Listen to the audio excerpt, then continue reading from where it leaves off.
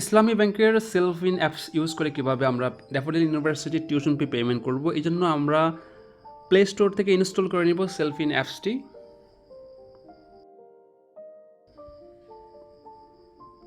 Self in অ্যাপসটি আমরা install করে নেব, তারপর আমরা ইউজার আইডি এবং পাসওয়ার্ড দিব।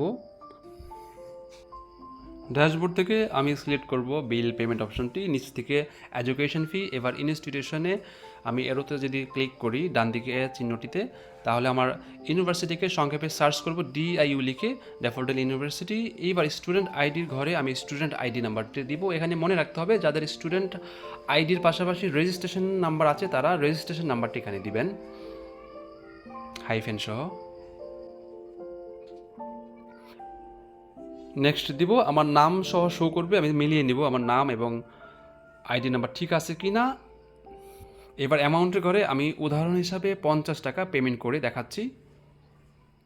আমি 50 টাকা পেমেন্ট করব।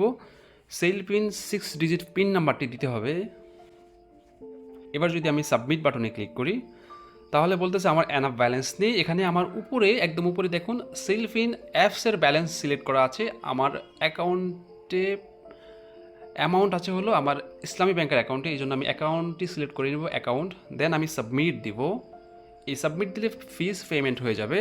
সঙ্গে সঙ্গে আমার স্টুডেন্ট পোর্টালে আমি চেক করতে পারবো এবং বাম দিকে ডাউনলোড অপশনে ক্লিক করে আমি এই ইনভয়েসটি ডাউনলোড করে রাখতে পারি। আর ডান দিকে শেয়ার অপশন আছে, সেখান থেকে আমি মেইল অথবা আমার হোয়াটসঅ্যাপে আমি সেভ বা সংরক্ষণ করতে পারি।